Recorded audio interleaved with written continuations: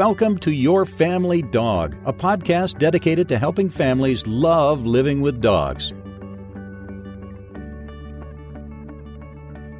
Welcome back to Your Family Dog podcast.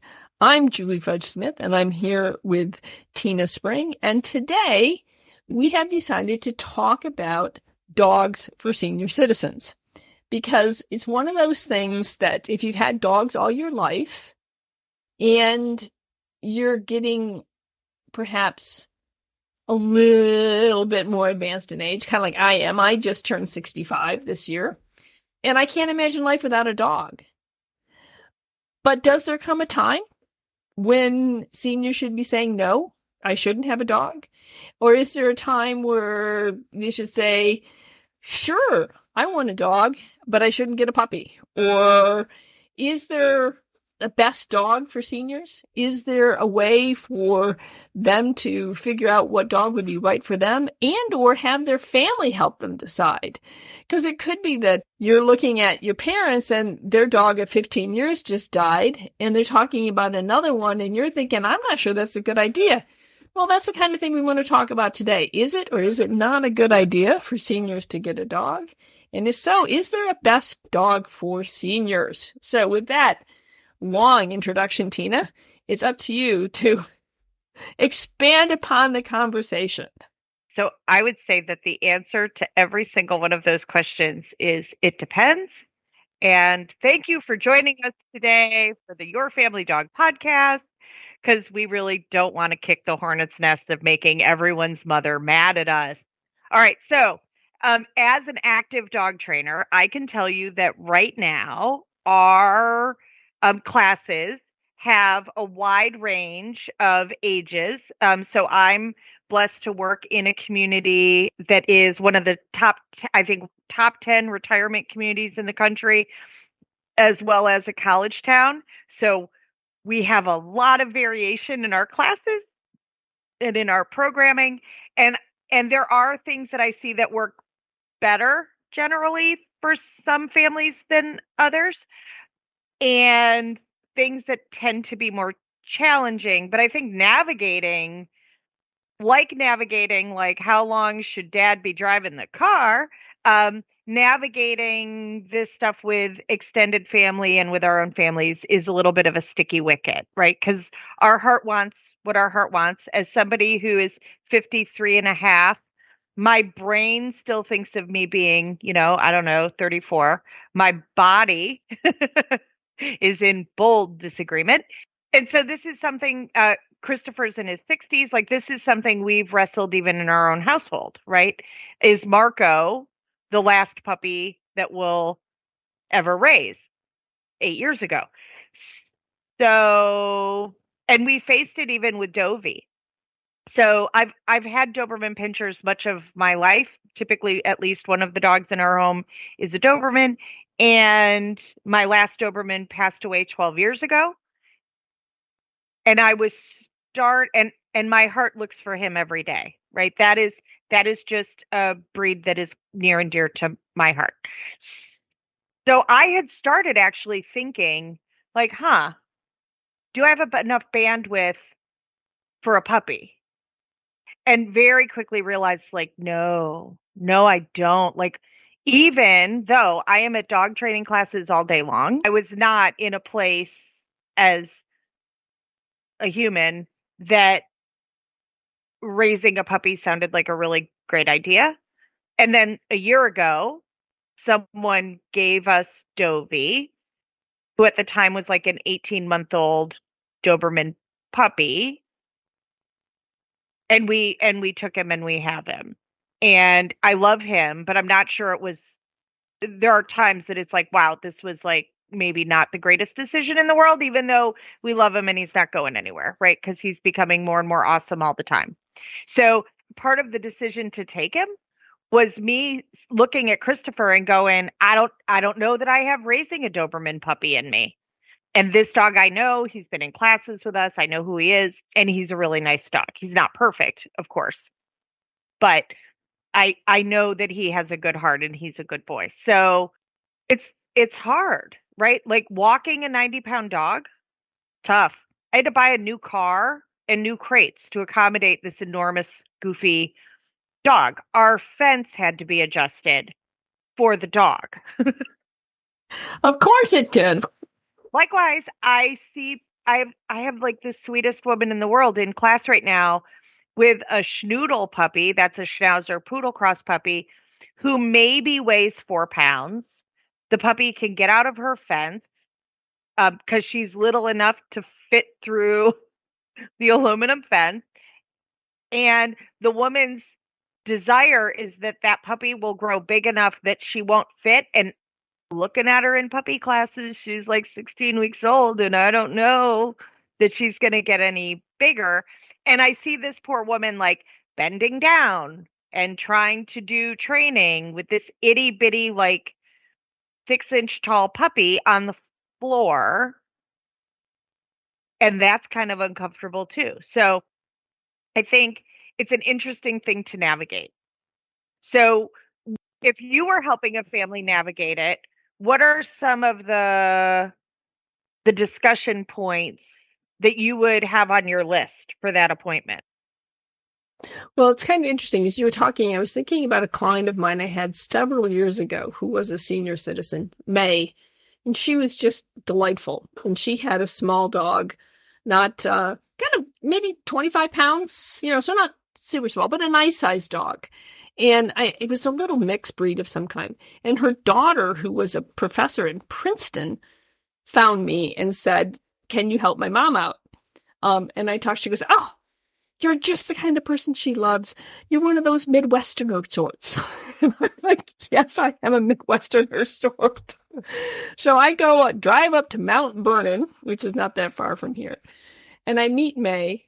And once a week, I go and have tea with May. And we do a little bit of dog training. And I help her clean her house. And, the thing that was delightful was that May did enough so that she and her dog got along. This dog was never going to be, the perfect dog. Is never going to, be a show dog. But he listened to May.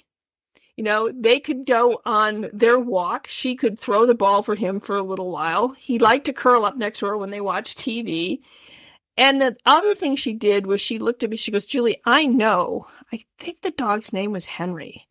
I don't remember for sure. I know that Henry will outlive me, so I have already made arrangements for who Henry goes to." And I think that was one of the smartest things that May was a really smart woman. I miss her. She did die a couple of years later, and Henry went to, I think it was her niece. But I think that that's really important for a person who wants to adopt an older person who wants to adopt a dog, is to think about a couple of things. One is size. I think the 25 to 30 pound size dog was just really good because he wasn't so tiny that May was going to trip over him or not be able to handle him because he was way too big for her, but nor was he way too small. It was just a really nice size. She also had reasonable expectations about what she wanted to achieve with Henry. What she wanted was for him to wait at the door where she opened it for him to go out into the backyard. She wanted to be able to walk with him on a leash, not a long walk, but at least around the block so they could, sniff. She could sniff. No. So Henry could sniff, and that, that he was housebroken. She had very simple demands, but it worked for her and Henry. Plus she had a very realistic timeline. And she made arrangements for Henry. So if I were working with a senior, like I worked with May, some of the things I would ask them is, what is it that you want to do with this dog? And I'm not talking necessarily about activities, but what kind of lifestyle do you want to have with this dog? Because when you tell me what your lifestyle goals are, it's going to be a lot easier for me to help you train in that direction and or find a dog that's going to meet those lifestyle needs.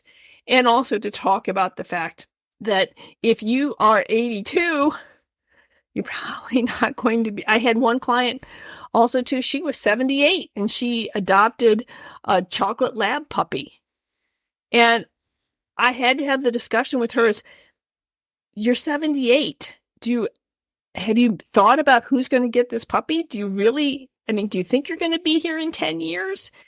And it was a tough discussion. It turns out it was way, way, way too much dog for her. And she ended up rehoming it to, I think it was her son or one of her grandsons or something like that. It was just an unrealistic dog for her to get because it had too much energy. She was just a petite little thing. She couldn't handle him physically. She didn't have any realistic goals for him. And she just figured that she was going to outlive her dog. And I didn't think that was going to be a realistic possibility. So for me, it would be, there are lots of criteria, right? Like and you've touched a little bit on those, like how's our health and mobility and cognition today? And let's say the average dog lives 16 years, though hopefully they live longer than that. What's that going to look like, right? So it's the same thing, honestly, that I talk to college students about, right?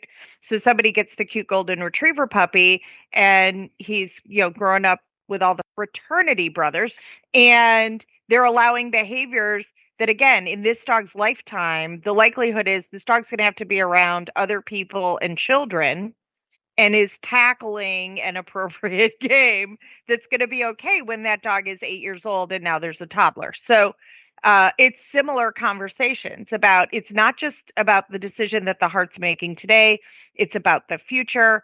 In the case of our senior citizens, it can be if and when the time comes that you can't physically or financially take care of this animal, then what? And it's a fraught thing. I had a family, this is probably 15 years ago now, that he was 91 and she was 89, and their grandchild bought them a husky puppy. Did the grandchild hate her grandparents? That's a rough dog. Huskies are challenging dogs to begin with. So this was the sweetest husky in the world, but it's still a tiny husky puppy with really sharp teeth with two people on Coumadin. And so nobody was trying to be a jerk, right? These people are beautiful. I love them. And so what we ended up doing, we contacted the breeder, we returned the puppy, and then we went to rescue, and we found the most unhusky adult husky we could find that was 8 years old, and moved that dog in, and it was much more seamless. Like, right. They had the dog that their heart desired without needle sharp teeth and toenails and having to wake up in the middle of the night to take the dog out. So, and without all of the expensive burdens of having a young puppy. And the grandchild was involved with this adult dog. And the plan is that if anything ever happens to grandma and grandpa, the dog will revert to that child, and that's the child's actually an adult. But that 30-year-old is who will be taking on that dog. So if they have the flu, she comes and gets the husky and takes it home. And she's actually who attended a lot of the training. And this was a really great dog. And we went to, I think, 4 different husky rescues before we found the right dog. Some of the rescues told us no because the family was too old, even though we had a plan. Some of the rescues would have said yes and given us a dog that would have been an awful match. It took us a little while. What I see more of is like these heartbreaking cases where somebody already has a square peg in a round hole and it's not working very well, and we're having to try to make it work. And that, my experience is that doesn't always work so great. Right. And as somebody old, like, I love puppies. Like, we all love puppies. My heart's desire would be like, yes, I would love to raise a puppy. And then I'm like, but the reality of that's kind of rough. So, and I get to see how hard like, I know how tired I am after a puppy class. That's different than living with one.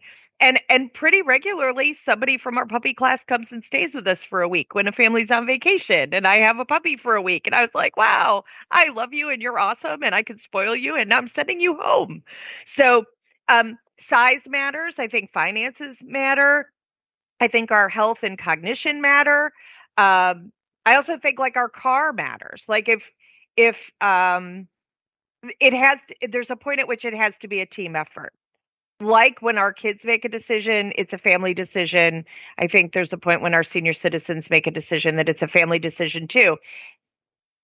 And even if your parents didn't involve you in the decision making, the kids in the family kind of need to get on a page together about, okay, if something ever happens, how are we going to handle that? Because that dog is part of the family, whether you chose it or not. And so having a contingency plan for what we're going to do, even if we don't talk to mom and dad about it, we just say, okay, if one day mom and dad both can't take care of this dog, what are we going to do?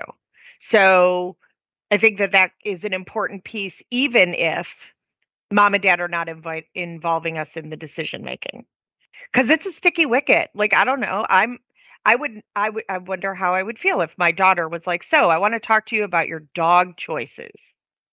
Yeah, that would be an interesting. Yeah. Well, what I was going to say is I wanted to tell people that in the most recent issue of the Whole Dog Journal, the September 2023 issue, is a article called Best Dogs for Seniors. And it's a really nice little article written by a senior citizen. And she makes a couple of really good points, one of which Tina made, which is take your time when choosing. And that's incredibly important, is take your time to choose the right dog. I think that's important no matter what your age is or your situation in life. Make sure that you get the right dog for you at that time for your life. But I think it's particularly important for seniors to really take their time and choose wisely. And she makes a suggestion that I really like. And she says, if it's possible, consider a foster to adopt situation from a reputable rescue organization. What a great way to find out if indeed this is a situation that we want to be in.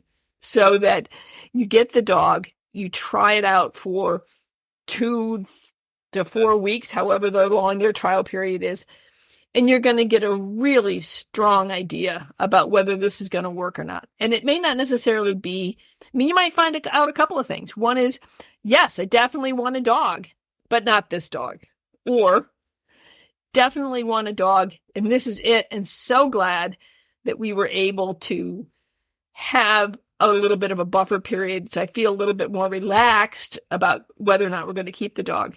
Or it could be you learn, no, I don't think I want a dog. Maybe I just want to play with my granddog on occasion. And, that's the other thing is there are different ways to have dogs in your life.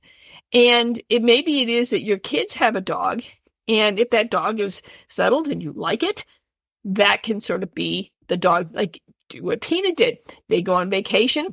You keep the dog for a week. You can have your dog fixed. Or maybe a couple of times a week, that dog comes over to your house and spends the afternoon.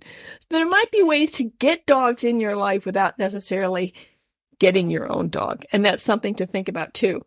But the other thing that I wanted to mention is not only do you want to work with a reputable rescue organization, you want to work with a reputable whomever, whether it is a rescue, a shelter, or a breeder.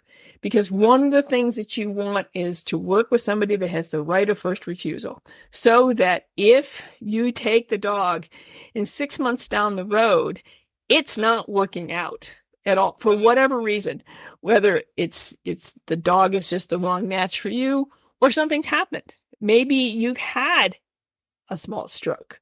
Maybe, your spouse has died, or maybe you've moved and it's not working out. You want an organization or a person who wants their dog back.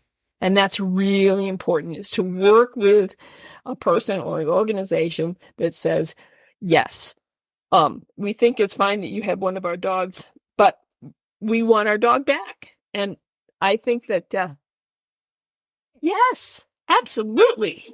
When I put up my Christmas tree last year, I was 30 pounds lighter and healthy and good. And when I took my Christmas tree down this year, I was a cancer survivor and gained a bunch of weight through that process. and am still not feeling 100% and can't sleep anymore. So I, I'm not 88. I'm 53 and a half.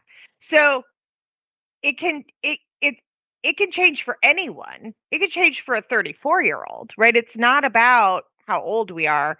It's about the bigger decisions. But as we age, those changes in my experience tend to happen a little bit more quickly. Or if not more quickly, they can be a little bit more dramatic. They're perhaps a little bit more serious. Yeah, right. Like a fall that breaks my hip is going to significantly change my life. It just is. So if all of a sudden I have a big financial burden because of cancer treatment, I'm going to have to start making decisions about my dog's health care and their feeding and their care and supplies. It changes the financial picture. Likewise, if I have surgery if I have a knee replacement and now I'm having to navigate healing from that, it's going to change how much I can do with my dogs, right? And if I have, again, size matters. So there kind of, in my experience, is a sweet spot of dogs somewhere between like 20 and 40 pounds probably, that is big enough you can see it, small enough you can still pick it up. Yes, that's a really good point. The other thing to think about, as I was just going to say too, is that things can change very quickly. If you are a single senior, right? Think about contingency plans for something like, should I need a hip replacement or fall and break my hip, or,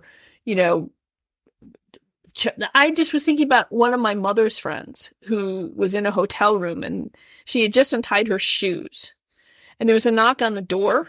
The front desk came up or something. She walked over to the front door, tripped on her shoelaces, fell and broke both of her wrists. And now she couldn't do anything, right? She couldn't even feed herself because her wrists were both broken. Things can happen very quickly. And if she had been alone, how would she have managed any of that kind of thing? So if you are a single senior, make sure you have contingency, not just for when you might, pass on, but should I get hurt, what's my contingency plan there? Because I don't have a live-in partner to help with all this. So I think that's actually pretty good advice for anybody who's a single, who has a pet, because stuff can happen. Make sure you have that contingency plan in place. And again, I think about Dovey and how to prepare him for who Christopher and I will be in 8 years. Because he's likely to live that long. So in 8 years, would one of us potentially have mobility issues or balance issues? I've started getting vertigo. So having a dog who doesn't pull on me on a leash suddenly becomes much more important than it was in my 30s, where my body could take it. In my 30s, I loved playing tug of war with my Doberman pinschers. At 53 and a half, I'm not enjoying it quite so much. It hurts a little bit. So coming up with new ways for him to tug, because he finds it super fulfilling, is an important piece. I want him to be able to be the dog he's meant to be, but I don't want all that wear and tear on my body. Right. And I get that. It's funny because I just turned 65 this year, and I actually feel like I'm in some of the best shape of my life because I've been working out with my trainer for 5-6 years now. But my husband keeps talking about the fact that Clementine's probably going to be his last dog because she's just turning, I think it's 4 this fall. So she's going to be around for a while. But if she's around for another 10 years, that's going to put us at 75. And the idea of getting another dog at that point, I don't know. I just, the idea of not having a dog is almost incomprehensible to me. But on the other hand, as our dogs, is through attrition that we lose dogs, maybe that is something that I need to consider, because are there other things? I mean, I'm retired and Brad's talking about retiring in a couple of years. So we already travel a lot. If we want to travel a lot more, is it really fair for us to add yet another dog into our life. So these are also things. That's why I want people to think about, what is your lifestyle going to be? How is your dog going to fit into your current lifestyle? Right. That's one of the considerations.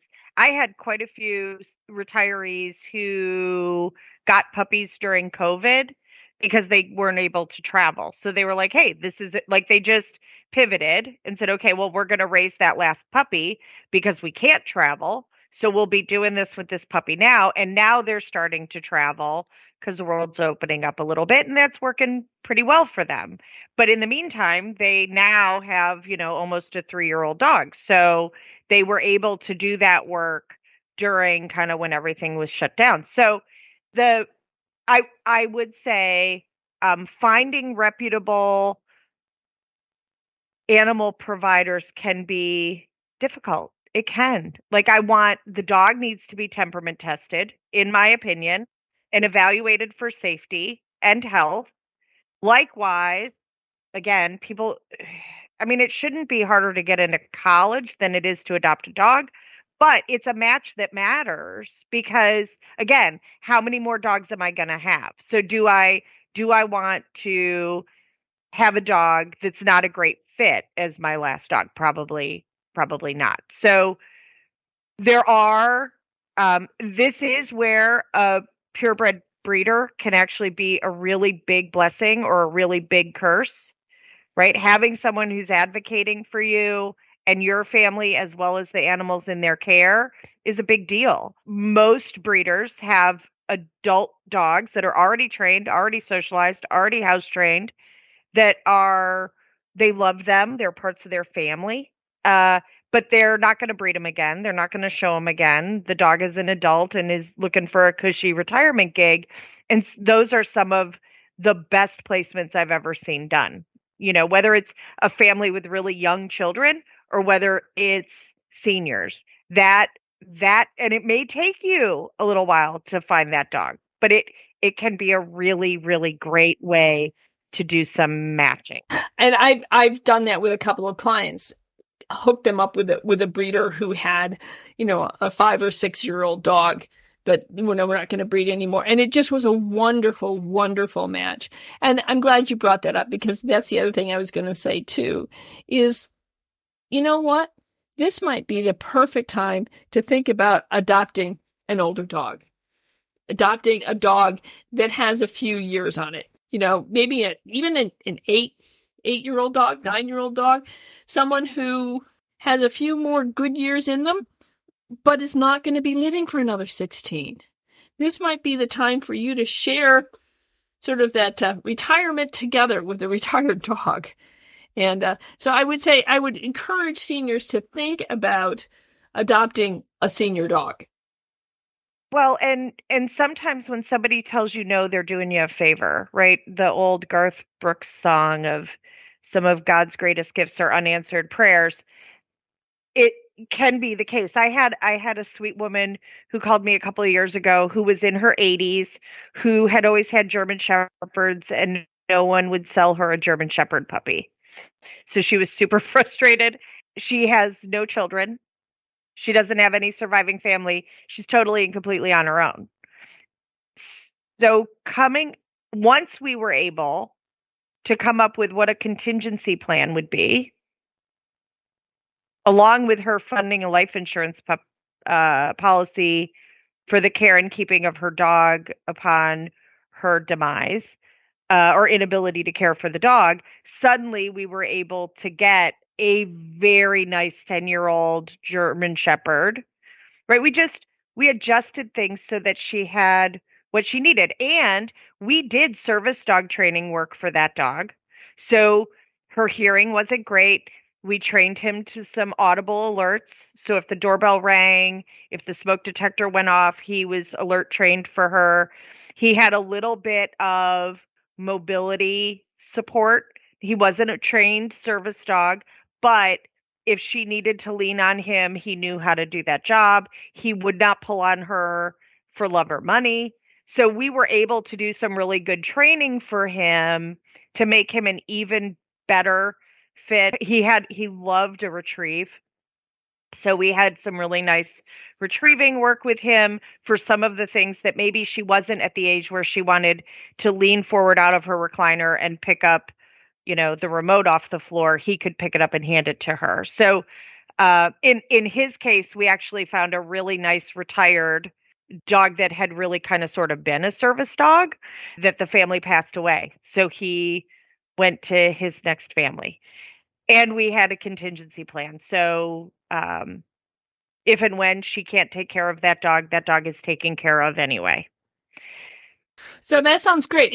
When you were talking about the playing fetch, it reminded me of our Rebel, which was what we called our Confederate trenching setter.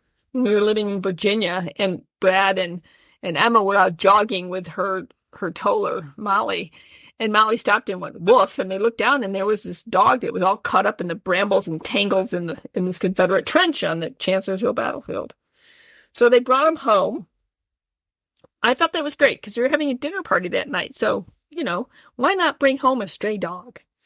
So anyway, Rebel ended up staying with us, and we took him to the vet. He said he was somewhere between 6 and 9, and he had some tumors. He ended up having some surgery and so on and so forth. But one of the things that we found when he played fetch, I don't know who taught him this, but we were thinking it might have been an elderly individual, because when you would throw the ball for him, he would get it and he'd come running up, and then he'd leap onto the sofa right next to you and drop the ball in your lap.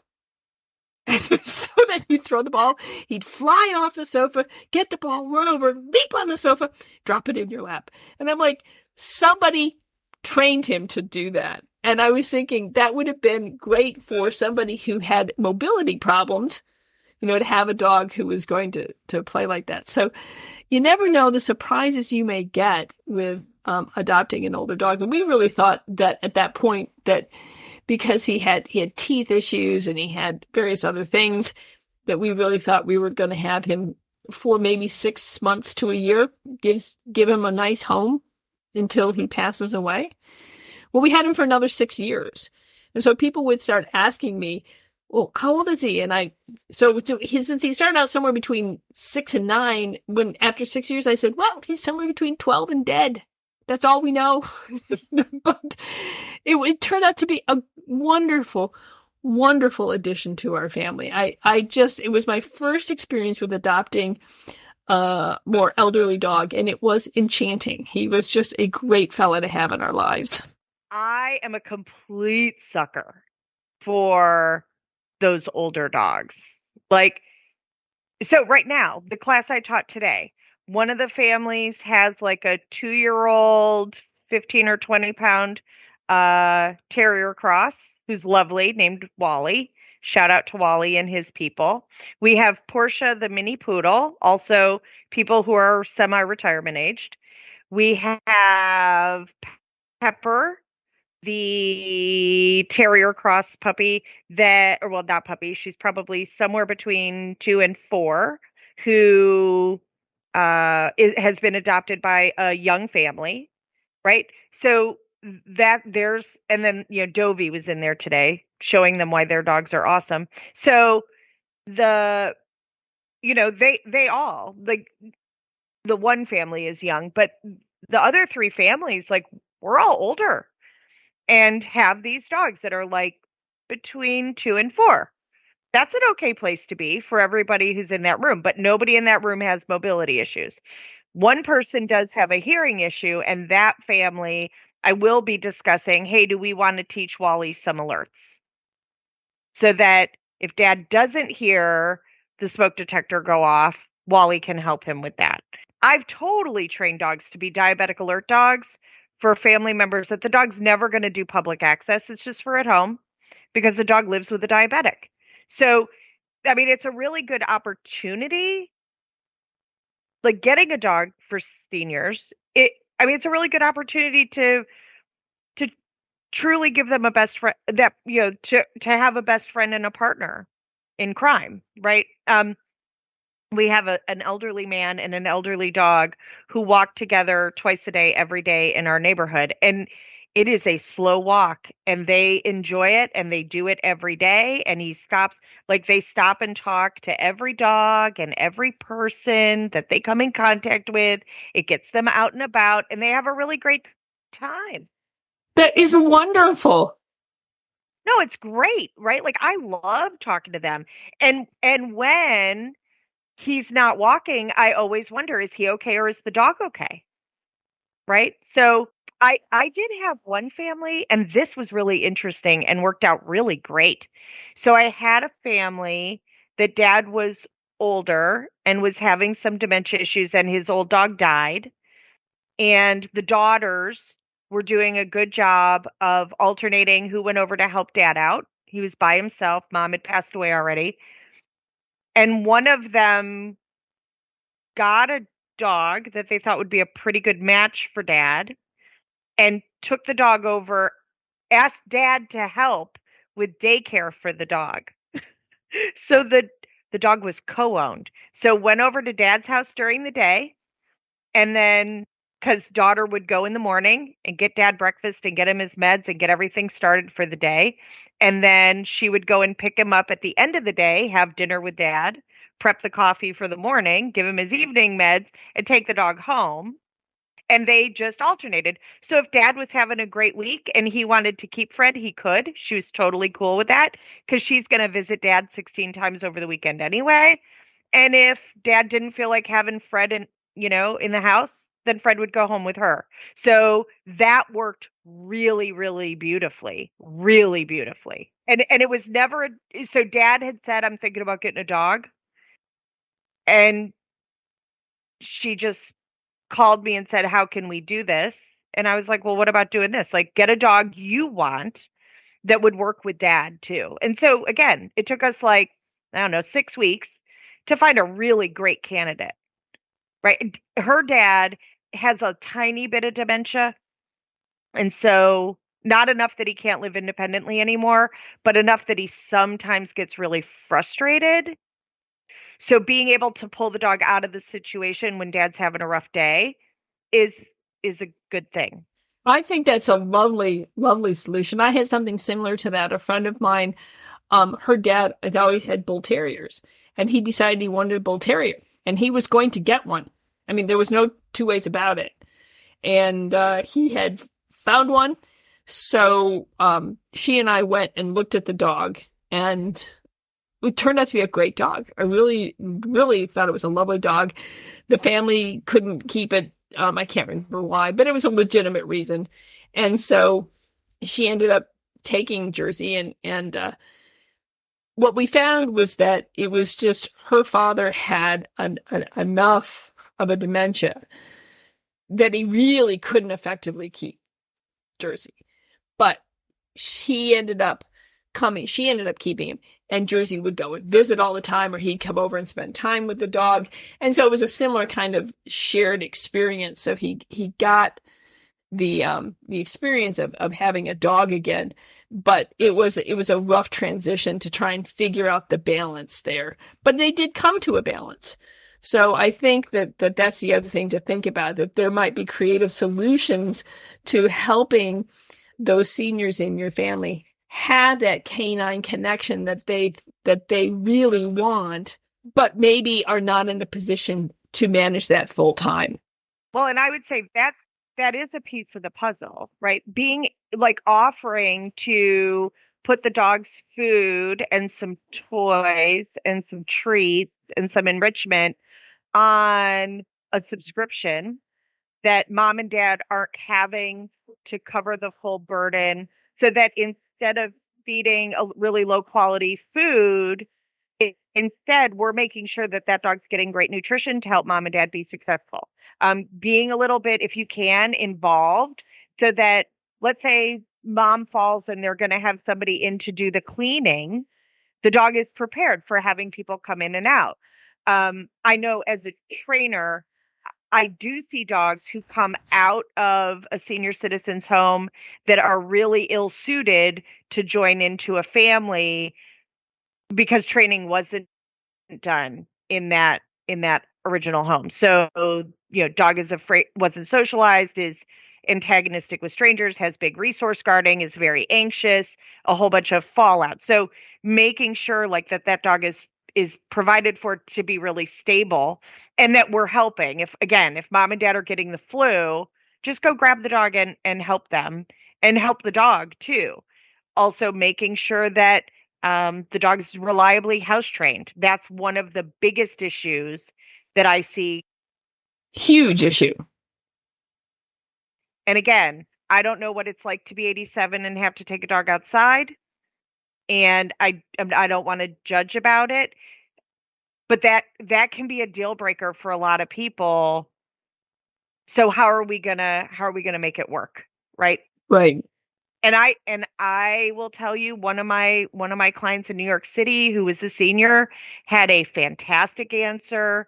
She has taught her dog to eliminate in her shower, so that when the weather's bad, or when it's dark outside, or when she's not feeling well, the dog goes into the shower pan, takes care of business. It's easy for her to clean. Solids go in the toilet and get flushed. Liquids get rinsed out, and she disinfects while she's brushing her teeth, and then she gets in her own shower. So it's thinking through, if things change, which they invariably do, what's our plan? What is our plan? So the same way that most of us are making decisions as, people who are younger than 40, we start thinking about, like, do we want a 2-story? Like, how many stairs do we want in our house? How much house do we want to have to take care of? How much yard do we want to have to take care of? Those same kinds of calculations go into what kind of dog do we want to take care of, and how much dog do we want to take care of. And life expectancy is part of it, right? Bigger dogs are going to tend to not live quite as long in many cases. They also it's really difficult to tire a Doberman out in the house. Tiring out Mister in the house is pretty easy. I could throw a ball up and down the hallway and he's down with that. He thinks that's great. So finding that right match is a biggie. Additionally, finding a match for a dog who then fits with the rest of the family. So if I always say the dogs that we're getting in our retirement are typically the most important dogs, because it will impact our ability to see our children and grandchildren. Because if the dog doesn't like kids and isn't raised with kids, that can end up being problematic sometimes. Yes, absolutely. I was going to say that there's no reason to immediately say either yes or no to a dog for a senior. Like, absolutely positively you can have a dog may not be the right answer, but absolutely positively no, you can't have a dog is probably not the answer either. There has to be a balance in there somewhere. You need to be able to be thinking creatively about not only the size, the age, the temperament of the dog, but lifestyle and circumstances that may also make it a challenge, but also an opportunity to be creative. And that if you can, involve your family, because they might have some wonderful solutions. I mean, I was thinking about the fact that our daughter got an Aussie about a year ago. And she was pregnant and has 3 children. And it was a challenge. I mean, at one point she's sobbing, I don't know what I can do with a dog. Well, anyway, Rosemary has turned out to be a lovely dog. And every once in a while, if Emma has a really busy week, Rosemary comes over and spends an afternoon with Grandma and her dogs. And Rosemary is enchanting to have. And I really enjoy the afternoons when Rosemary comes over and spends time with us. Or we'll take Rosemary for a run, or when they go and they leave for a few days. I'm happy to have Rosemary. But it's funny, because in some ways, Rosemary is a lot like my grandkids. It's like, I'm happy to have her. We have a good time. She's a sweetheart of a dog. And I'm happy to send her home. I'm happy to have Rosemary go back, because after raising Clementine, a puppy who was a challenging puppy, and I'm just like you, I'm not sure that puppydom is where I want to head again. And I know when I first thought that, I went, wow, I never thought I'd say that, but I'm saying that. We got Zuzu when she was 16 months old, and it was nice. It was nice not to have to go through the puppy biting phase, and it was nice not to have to go through the potty training phase. And so I kind of decided that, an older dog is, in some ways, a very enchanting way to go, and it's definitely a possibility that seniors should be taking a look at. So with that, I also wanted to add that update on my book. We are in the audio production on the book, the audio version that will be released through Audible. We've got the final production, which I'm now going through and listening to and reading. So hopefully by mid-September, a little bit later than that, definitely by the end of September, we will have the audio version of The Beastkeepers up and going. So for those of you who prefer to listen to your novels rather than read them, stay tuned, because The Beastkeepers will be available in audio very, very soon once I get through my final edit on it. Tina, any exciting news on your end of things? Okay. So, yes, I am going to ask the people who pray to pray, and the people who don't pray to just send good juju. I have to have an infusion in October that I did not well tolerate the last time it happened. And I'm supposed to have my, what is a follow-up to the breast cancer mammogram and ultrasound coming up, and my body hurts in the surgical area right now with nothing happening, and my brain is saying that this is going to be pretty uncomfortable, and also praying that there's no surprises. So I think it's probably pretty typical to have some apprehension, but yeah, I think it's weighing on me pretty heavy at the moment. So, well, we will definitely be praying for you at the Smith household. Well, I appreciate that. And yeah, so the only other thing I would add to this conversation about seniors is, I don't want you to just think about yourself or your parents. I want you to pay attention to your neighbors too. Like this sweet little old man that I was talking about earlier in the conversation. There was a couple of weeks where I didn't see him. And so I kind of got curious about it and went and checked on him. And he and the dog were pretty sick. So we were able to get him some support and to take the dog. We took the dog. Well, I mean, it's what we should do, right? We're supposed to love one another. So these conversations about helping out our parents or our grandparents is not just about that. It's also about our community, right? It's about the sweet person who lives across the street who maybe you haven't seen for a couple of days. That you're like, hey, I haven't seen, the dog out with the person. And likewise, when he loses that dog one day, that's going to be devastating for him. Right? It's his best friend. They're together all the time. It is his social interaction is with the dog. So somebody's going to have to walk with him. So, maybe I'll let him borrow Mister. So,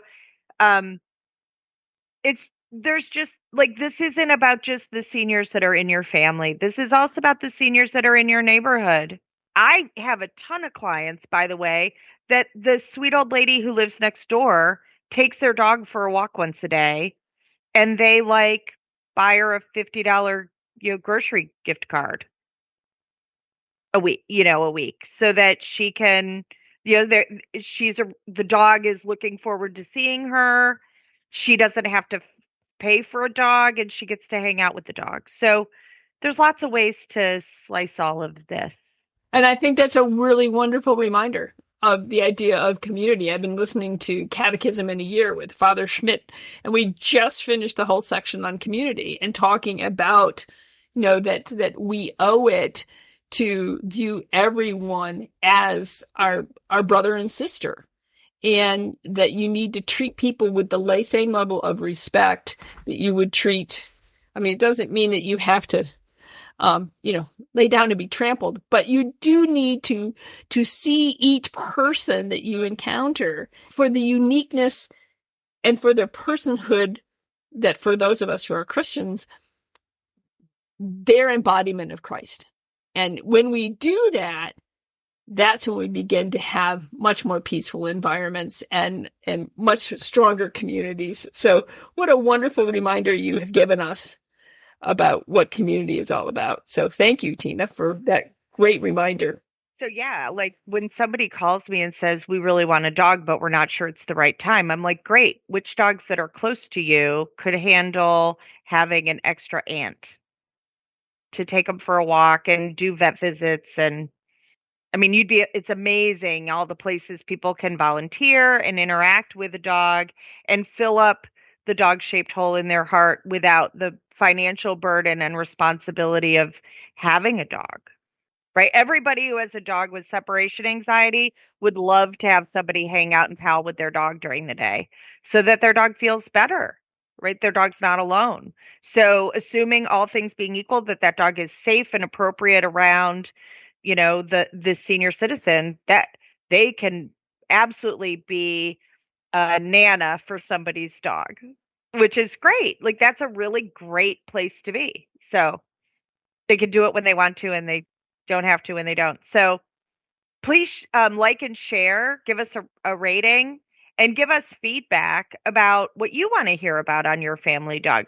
Please share this with the people you know and love, including your vet, your trainer, because we'd love to make a bigger footprint in the world.